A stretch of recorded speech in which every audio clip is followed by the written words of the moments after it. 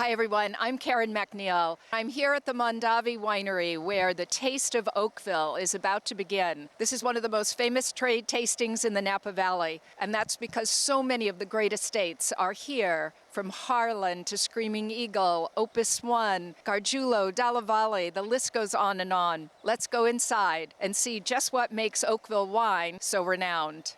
If you had to describe the wines of Oakville in one word, what would it be? It's hard to say in one word, you know? So I want to say diversity. You have diversity of terroir, you have diversity of vintners, you have diversity of style, and that's what makes it such a great place to come and visit, because you have many different kinds of wines in a short distance. I'd give you two. I think balanced opulence, as I think the wines always have this wonderful equilibrium because of where we are in Napa Valley, because it does get warm, so we ripen, and then the coolness of the fog comes in day, so we have the preservation of acidity. So I really think that balanced opulence is a great way to describe Oakville wines. I love the energy of Oakville wines. I think it's pretty consistent whether you're on the east side of the valley or the west side of the valley, that Oakville always has this incredible expressive energy to it.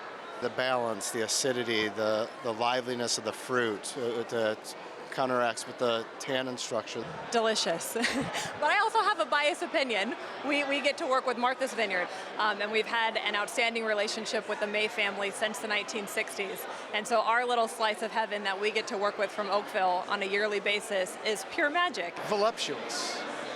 Wow, voluptuous? I think Oakville is a very many-faceted appellation. I think you have to look at it from north to south, but more importantly, east to west. And so we sit on the slopes of the Mayacamas, and I think what this area is really known for is wonderfully luxuriant fruit character, vibrant tannic structures, and acidities. There's tension in these wines. Having walked this room, all these wines have so much acidity and life to them. What is it about Oakville that allows such great wine to be made here? The first thing that comes to mind is we have some great people involved, and it's kind of the sweet spot weather-wise for growing grapes, and soil-wise there's an awful lot of premium dirt around. And I think the effort has been put into our wines by a whole lot of people for a very long time, including this winery we're at today. I think it's an ensemble of multiple factors, back to soil, subsoil, climate, microclimate, and over time, history, experience has shown that those wines really shine, are really incredible, age-worthy, but also approachable and complex. I think the appellation is well known for its ability to get fruit ripe. So we have a pretty good spectrum from you don't see anything green, you don't see anything underripe, and the best of us, I think, are getting the brightness to go with that. If there was one other variety that you think excels incredibly well in Oakville, which we know, of course, will always be the home of Cabernet Sauvignon, but what other variety do you think does great here? My favorite is Petit Verdot. Petit Verdot, as you know, is a grape that comes in at the end.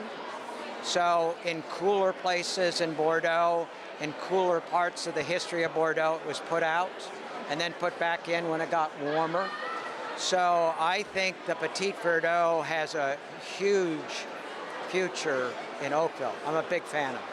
Oh, well, it'd have to be the progenitor, Sauvignon Blanc. So it really is, part of our soils are laden with clay. So we learned years ago that it wouldn't ripen Cabernet Sauvignon, so we started planting Sauvignon Blanc, and that was really with Michael Weiss, our second winemaker, with his direction to try that. The warm days mean we get ripe flavors, mean we make beautiful, textured wines with lots of melon, lots of citrus. I'm a sucker for Cabernet Franc, right? Whether it's in Bordeaux or here in Napa Valley, I think Oakville can really grow some beautiful Cabernet Franc. Well, I'm completely biased, but I would say Cabernet Franc. Sauvignon Blanc is a vintage or a variety I would like to see come back. I've always thought that when you get down closer to the river, there's some good Sauvignon Blanc land here.